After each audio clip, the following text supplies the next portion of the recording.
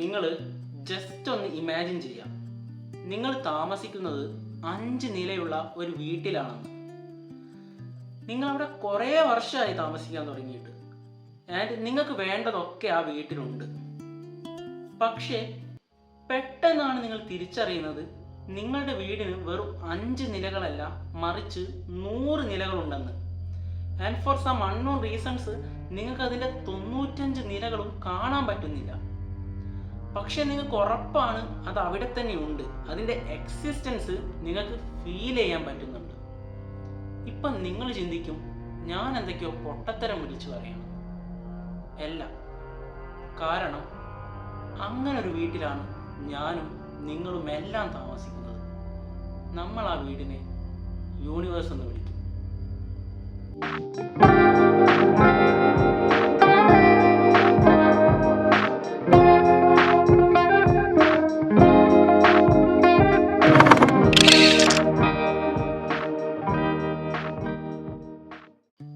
ഈ വീഡിയോ നിങ്ങളുടെ എന്തൊക്കെ സംശയങ്ങൾ മാറ്റുമെന്ന് ഞാൻ ആദ്യമേ പറഞ്ഞുതരാം. ഒന്നാമതായി, ഈ യൂണിവേഴ്സ് എങ്ങനെ ഉണ്ടായി എന്നതിനെ പറ്റി നിങ്ങൾക്ക് ചെറുതായിട്ടൊരു ഐഡിയ കിട്ടും.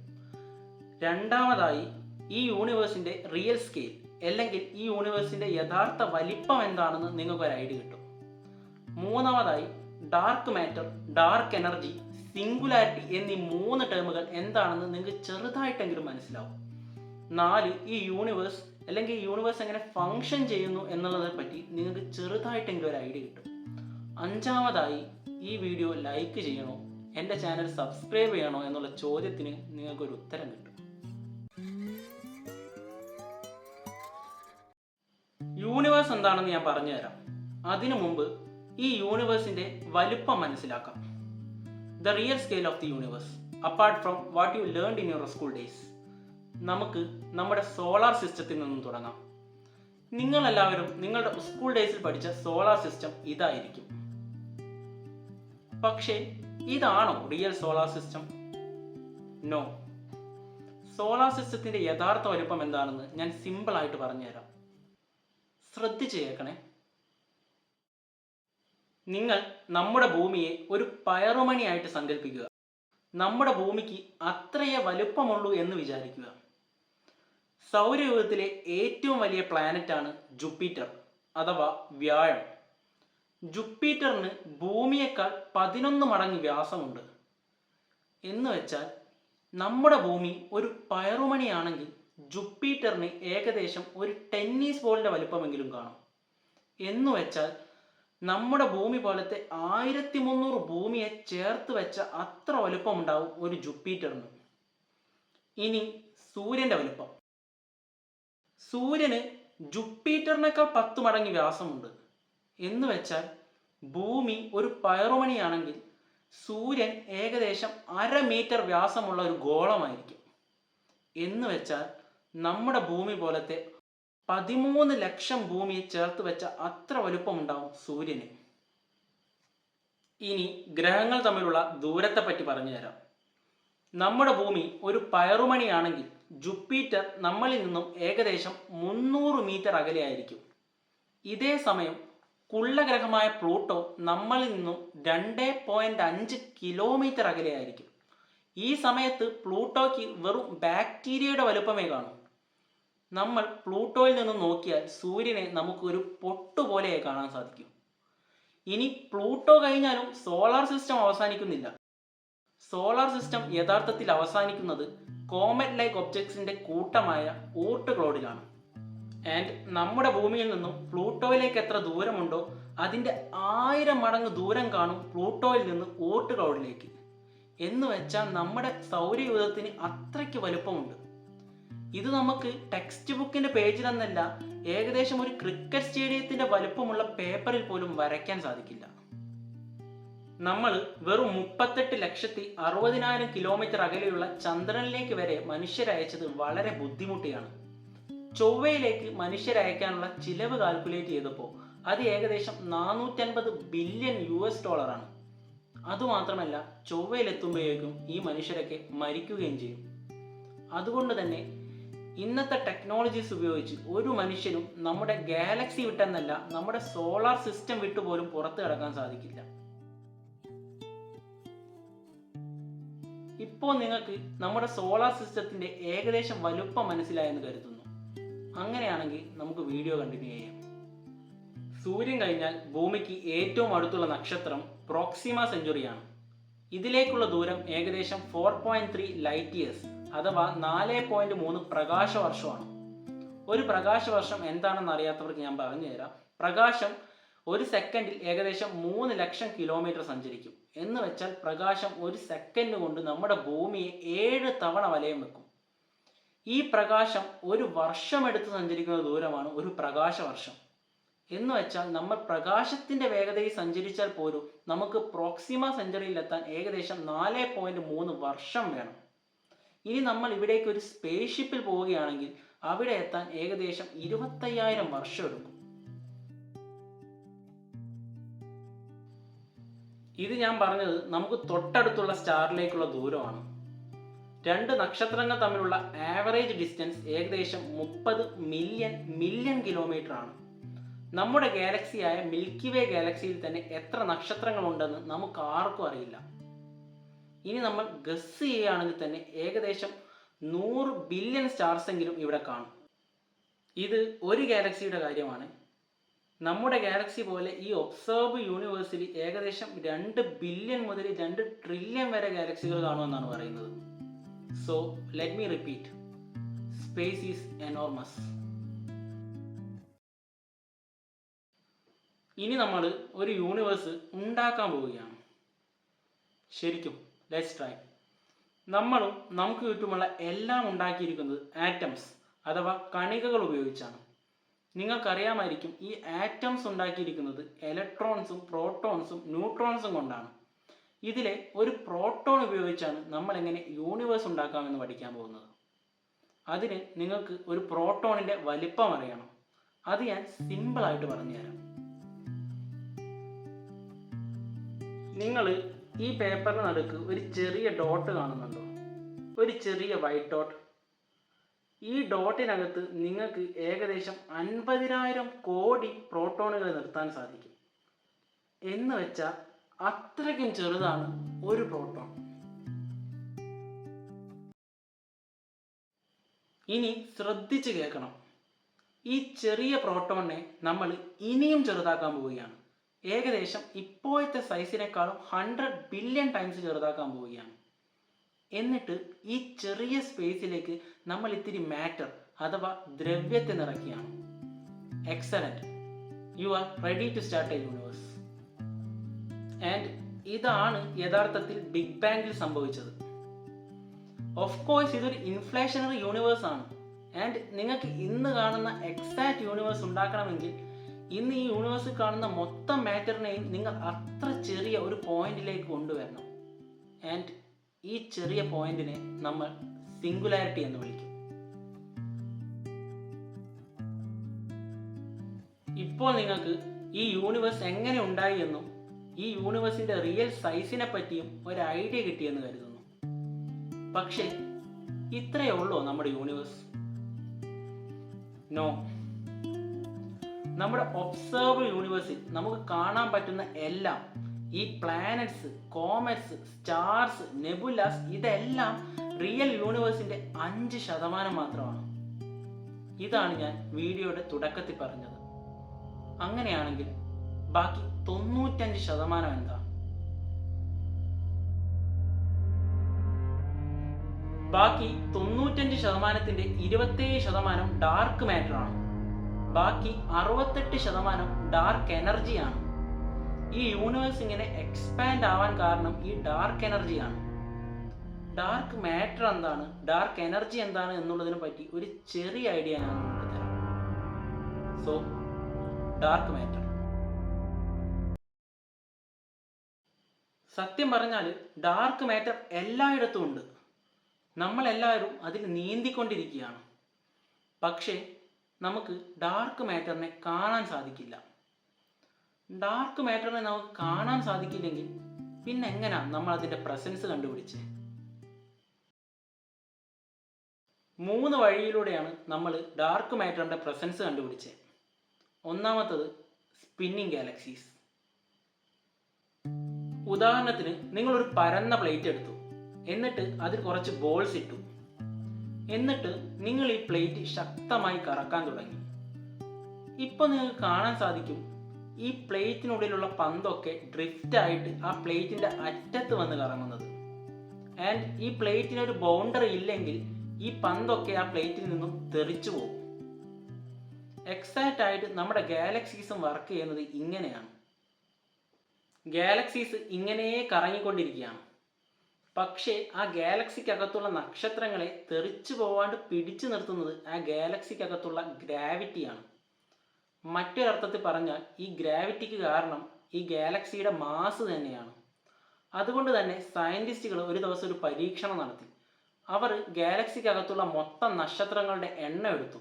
എന്നിട്ട് ആ ഗാലക്സിയുടെ ഏകദേശ മാസ് കണ്ടുപിടിച്ചു. അപ്പോഴാണ് അവർ ആ ഞെട്ടിക്കുന്ന സത്യം മനസ്സിലാക്കിയത്. അവർ കാൽക്കുലേറ്റ് ചെയ്ത മാറ്ററിന്റെ മാസിനും ഹോൾഡ് ചെയ്യാൻ പറ്റാത്തത്ര വേഗത്തിലാണ് ആ ഗാലക്സി കറങ്ങുന്നത്. അപ്പോൾ അവർ മനസ്സിലാക്കി അവർക്ക് കണ്ണുകൊണ്ട് കാണാൻ പറ്റാത്ത എന്നാൽ മാസ് ഉള്ള ഗ്രാവിറ്റി എക്സേർട്ട് ചെയ്യുന്ന എന്തോ ഒരു വസ്തു, എന്തോ ഒരു സാധനം ആ ഗാലക്സിക്കുള്ളിൽ ഉണ്ടെന്ന് അവർ മനസ്സിലാക്കി. അവരതിന് ഡാർക്ക് മാറ്റർ എന്ന് വിളിച്ചു. ഡാർക്ക് മാറ്ററിന്റെ പ്രസൻസ് മനസ്സിലാക്കാൻ പറ്റുന്ന മറ്റ് 2 എക്സാമ്പിൾ കൂടിയുണ്ട്: gravitational lensing and colliding galaxies. ഇതെന്താണെന്ന് ഞാൻ ഡാർക്ക് മാറ്ററിന്റെ വീഡിയോ ചെയ്യുമ്പോൾ വിശദമായിട്ട് പറഞ്ഞു തരാം. ഇപ്പോൾ നിങ്ങൾ ഇത് മാത്രം മനസ്സിൽ വെക്കുക. ഒന്ന്, ഡാർക്ക് മാറ്ററിന് മാസ് ഉണ്ട്, അതുകൊണ്ട് തന്നെ അതിൽ ഗ്രാവിറ്റി എക്സേർട്ട് ചെയ്യുന്നുണ്ട്. 2, ഡാർക്ക് മാറ്ററിനെ നിങ്ങൾക്ക് കാണാൻ സാധിക്കില്ല, കാരണം ഡാർക്ക് മാറ്റർ റെഗുലർ മാറ്റർ പോലെ ലൈറ്റിനെ റിഫ്ലക്റ്റ് ചെയ്യുന്നില്ല. 3, ഡാർക്ക് മാറ്ററിനെ നിങ്ങൾക്ക് തൊടാൻ സാധിക്കില്ല. ഈ വീഡിയോ നിങ്ങൾ കാണുന്ന സമയം കൊണ്ട് തന്നെ ഒരുപാട് ഡാർക്ക് മാറ്റർ നിങ്ങളുടെ ശരീരത്തിലൂടെ കടന്നു പോകുന്നുണ്ട്. 4, ഡാർക്ക് മാറ്ററിന് തമ്മിൽ തൊടാൻ സാധിക്കില്ല. ഞാൻ ഈ തൊടാൻ സാധിക്കില്ല എന്ന് പറയുന്നതുകൊണ്ട് ഉദ്ദേശിക്കുന്നത് അവർ തമ്മിൽ ഒരു ഇൻട്രാക്ഷനും ഇല്ല എന്നല്ല. ചിലപ്പോൾ നമ്മൾ ഇതുവരെ കണ്ടുപിടിക്കാത്ത ഒരു പ്രത്യേക രീതിയിൽ അവർ തമ്മിൽ ഇൻട്രാക്ട് ചെയ്യുന്നുണ്ടാവാം. കറണ്ട് മാത്തമാറ്റിക്സിന്റെയും ഫിസിക്സിന്റെയും ഒരു ലോസിനും ഇതിനെ എക്സ്പ്ലെയിൻ ചെയ്യാൻ സാധിക്കില്ല. ചിലപ്പോൾ അവർ എക്സിസ്റ്റ് ചെയ്യുന്നത് മറ്റൊരു ഡയമെൻഷനിലായിരിക്കാം. We don't know. ഓക്കെ, ഇനി നമുക്ക് ഡാർക്ക് എനർജിയിലേക്ക് പോവാം. എന്തിനാ നമ്മൾ ഇതിനെ ഡാർക്ക് എനർജി എന്ന് വിളിക്കുന്നത്?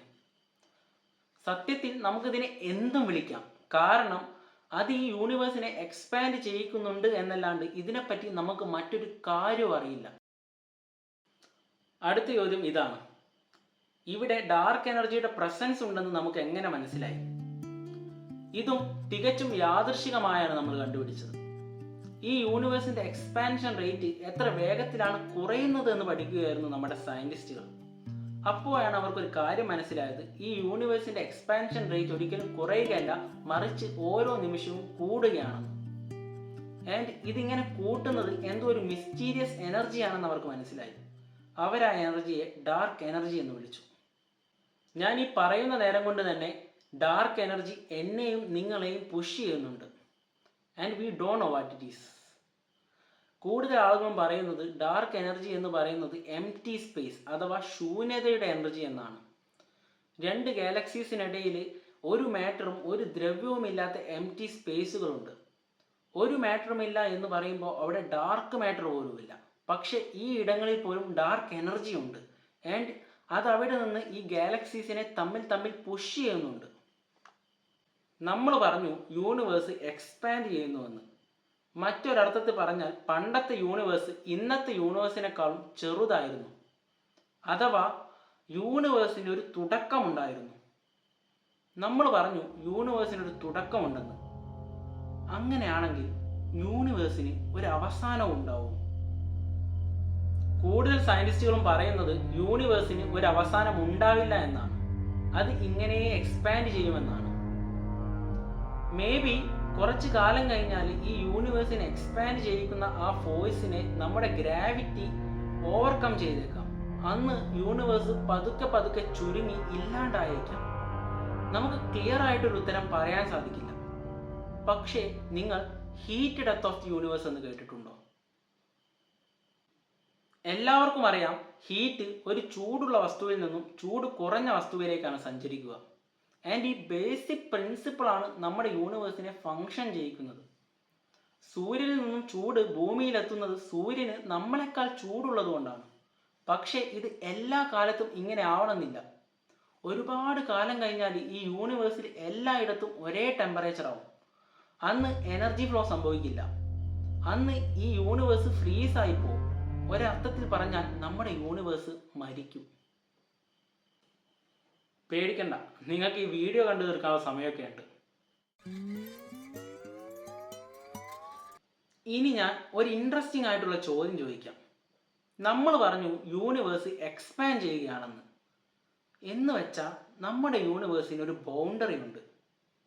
നമ്മൾ ഇങ്ങനെ സഞ്ചരിച്ച് ഈ യൂണിവേഴ്സിൻ്റെ ബൗണ്ടറിയിലേക്ക് പോവുകയാണ്. എന്ന് വെച്ചാൽ നമ്മൾ ഈ യൂണിവേഴ്സിൻ്റെ അറ്റത്തിലേക്ക് പോവുകയാണ്. എന്നിട്ട് നമ്മൾ ഈ ബൗണ്ടറിയിലൂടെ തല പുറത്തിട്ട് നോക്കുകയാണ്. ഇപ്പോൾ നിങ്ങളുടെ തല ബൗണ്ടറിക്ക് പുറത്താണ്. അങ്ങനെയാണെങ്കിൽ നിങ്ങൾ എന്തായിരിക്കും കാണുക? നിങ്ങളിൽ കുറച്ചു പേരെങ്കിലും ഇങ്ങനെ ചിന്തിച്ചിട്ടുണ്ടാവും. നിങ്ങൾ ഇങ്ങനെ ചിന്തിച്ചിട്ടുണ്ടെങ്കിലും ഇല്ലെങ്കിലും ഈ ചോദ്യത്തിനുള്ള ഉത്തരം ഇതാണ്. നിങ്ങൾക്ക് ഒരിക്കലും ഈ യൂണിവേഴ്സിൻ്റെ അറ്റത്തിലേക്ക് പോകാൻ സാധിക്കില്ല. ഇപ്പം നിങ്ങൾ പറയുമായിരിക്കും, അത് ശരി, ഇതിപ്പോൾ നീ പറഞ്ഞു തരണോ? ഇത്ര ദൂരത്തിലേക്ക് പോകാൻ പറ്റില്ല എന്നുള്ളത് ഏത് പൊട്ടനും അറിയില്ലായിരുന്നു. പക്ഷെ അങ്ങനെയല്ല. ഇവിടെ ദൂരമോ ഈ യൂണിവേഴ്സിൻ്റെ വലുപ്പമോ ഒന്നുമല്ല പ്രശ്നം.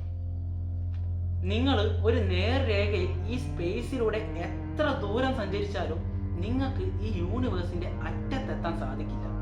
മറിച്ച് നിങ്ങൾ ഈ യാത്ര എവിടെ നിന്നാണോ തുടങ്ങിയത് അവിടെ തന്നെ തിരിച്ചെത്തും. Because the universe bends. ഈ സ്പേസ് തന്നെ ബെൻഡ് ചെയ്താണ് ഇരിക്കുന്നത്. നിങ്ങൾ നേർരേഖയിൽ എത്ര സഞ്ചരിച്ചാലും ഈ സ്പേസ് ബെൻഡ് ചെയ്തിരിക്കുന്നത് കൊണ്ട് തന്നെ ഇവഞ്ച്വലി നിങ്ങൾ എവിടെയാണോ തുടങ്ങിയത് അവിടെ തന്നെ തിരിച്ചെത്തും. ആൻഡ് ഇതെന്തുകൊണ്ടാണ് സംഭവിക്കുന്നതെന്ന് നിങ്ങൾക്ക് എത്ര ആലോചിച്ചാലും മനസ്സിലാവില്ല. എനിക്കറിയാം നിങ്ങൾ കുറച്ചു പേർക്കെങ്കിലും ഇത് മനസ്സിലാക്കാൻ ബുദ്ധിമുട്ടായിരിക്കുമെന്ന്. ആൻഡ് ഇത് കൃത്യമായിട്ട് വിശദീകരിക്കണമെങ്കിൽ എനിക്ക് ഐൻസ്റ്റീൻ്റെ റിലേറ്റിവിറ്റി തിയറി മൊത്തമായി പറയേണ്ടി വരും. അത് ഞാൻ മറ്റൊരു വീഡിയോയിൽ പറഞ്ഞു തരാം. ഇപ്പം നിങ്ങൾ ഈ ബേസിക് ഐഡിയ മാത്രം മനസ്സിലാക്കി വെക്കുക. ബാക്കി പറയുന്നതിന് മുമ്പ് ഈ വീഡിയോയ്ക്ക് വേണ്ടി ഞാൻ റെഫർ ചെയ്ത റിസോഴ്സസ് പരിചയപ്പെടുത്താം. ഒന്നാമത്തത് ജോർജ് ആൻഡ് ഡാനിയൽ എഴുതിയ വി ഹാവ് നോ ഐഡിയ എന്ന് പറയുന്ന ഈ പുസ്തകമാണ്. And second one Bill Bryson എഴുതിയ a short history of nearly everything എന്ന് പറയുന്ന ഈ പുസ്തകമാണ്. ആൻഡ് രണ്ടും ബ്രില്യൻറ്റ് ബുക്സ് ആണ്. വേണമെന്നുള്ളവർക്ക് വാങ്ങിക്കാം. അതിൻ്റെ ലിങ്ക് ഞാൻ ഡിസ്ക്രിപ്ഷനിൽ കൊടുക്കാം. ആൻഡ് ഇതിന് പുറമെ കുറച്ച് ആർട്ടിക്കിൾസ് ഞാൻ റെഫർ ചെയ്തിട്ടുണ്ട്. അതിൻ്റെ ലിങ്കും ഞാൻ ഡിസ്ക്രിപ്ഷനിൽ കൊടുക്കാം. വേണമെന്നുള്ളവർക്ക് അതും ചെക്കൗട്ട് ചെയ്യാം. ഇനി എന്നത്തെയും പോലെ ഒരു കഥ പറഞ്ഞ് ഈ വീഡിയോ അവസാനിപ്പിക്കാം. 1964 അർണോ പെൻസിയാസും റോബർട്ട് വിൽസണും ന്യൂജേഴ്സിയിലുള്ള ബെൽ ലബോറട്ടറിയിലെ ലാർജ് കമ്മ്യൂണിക്കേഷൻ ആന്റിനാസ് വെച്ച് പരീക്ഷണം നടത്തുകയായിരുന്നു. പക്ഷേ എവിടുന്നോ വരുന്നൊരു ബാക്ക്ഗ്രൗണ്ട് നോയ്സ് ഇവർ പരീക്ഷണം ചെയ്യുന്നത് മൊത്തം തടസ്സപ്പെടുത്തിക്കൊണ്ടിരുന്നു. ഇവരെത്ര ശ്രമിച്ചിട്ടും എത്ര ആലോചിച്ചിട്ടും ഈ ബാക്ക്ഗ്രൗണ്ട് നോയ്സ് എവിടുന്നാണ് വരുന്നതെന്ന് അവർക്ക് മനസ്സിലാക്കാൻ പറ്റിയില്ല. അവർ ഇലക്ട്രിക് സിസ്റ്റം പരിശോധിച്ച് നോക്കി. അവർ ഇൻസ്ട്രുമെന്റ്സ് മൊത്തം റീബിൽഡ് ചെയ്ത് നോക്കി. എന്തിന്? അവർ ഡിഷിന്റെ മുകളിൽ കയറിയിട്ട് അവിടെ പറ്റിപ്പിടിച്ചിരുന്ന ഡൈ ഇലക്ട്രിക് മെറ്റീരിയൽ, നമ്മൾ അതിനെ പക്ഷികാഷ്ടം എന്ന് വിളിക്കും, അത് വരെ ക്ലീൻ ചെയ്ത് നോക്കി. എന്നിട്ടും അവർക്ക് ഈ നോയ്സ് എവിടെ നിന്നാണ് വരുന്നതെന്ന് മനസ്സിലായില്ല. പക്ഷേ വളരെ വൈകിയാണ് അവർ തിരിച്ചറിഞ്ഞത് അന്ന് ഈ ലോകത്തെ സയന്റിസ്റ്റുകൾ മൊത്തം തേടിക്കൊണ്ടിരുന്ന ഒരു ചോദ്യത്തിനുള്ള ഉത്തരമായിരുന്നു അവർ ഈ ഒഴിവാക്കാൻ ശ്രമിക്കുന്ന ബാക്ക്ഗ്രൗണ്ട് നോയ്സ് എന്ന്. ഈ കണ്ടുപിടുത്തത്തിന് 1978 പെൻസിയാസിനും വിൽസണും നോബൽ പ്രൈസ് കിട്ടി. Yes, the same cosmic background radiation left over from the big bang. മറ്റൊരർത്ഥത്തിൽ പറഞ്ഞാൽ നമ്മുടെ ഈ യൂണിവേഴ്സിന്റെ തന്നെ തുടക്കം. സത്യത്തിൽ നമ്മളെല്ലാവരും ഈ കോസ്മിക് ബാക്ക്ഗ്രൗണ്ട് റേഡിയേഷൻ എക്സ്പീരിയൻസ് ചെയ്യുന്നുണ്ട്. നിങ്ങൾ എപ്പോഴെങ്കിലും ടി വിയിൽ സിഗ്നൽ കിട്ടാത്തപ്പോൾ ഒരു ഗ്ലിച്ച് എക്സ്പീരിയൻസ് ചെയ്തിട്ടുണ്ടോ? നോ സിഗ്നൽ എന്ന് എഴുതി കാണിക്കും, കൂടെ ഒരു ബാക്ക്ഗ്രൗണ്ട് നോയ്സും ഉണ്ടാവും. യെസ്, അപ്പോൾ അടുത്ത തവണ നിങ്ങൾ ഇത് എക്സ്പീരിയൻസ് ചെയ്യുമ്പോൾ സിഗ്നൽ കിട്ടുന്നില്ല എന്ന് പറഞ്ഞ് പരാതിപ്പെടുന്നതിന് മുമ്പ് നിങ്ങൾ ഒരു കാര്യം ഓർക്കുക. ഒരർത്ഥത്തിൽ നിങ്ങൾ കണ്ടുകൊണ്ടിരിക്കുന്നത് ഈ പ്രപഞ്ചത്തിന്റെ ജനനം തന്നെയാണ്.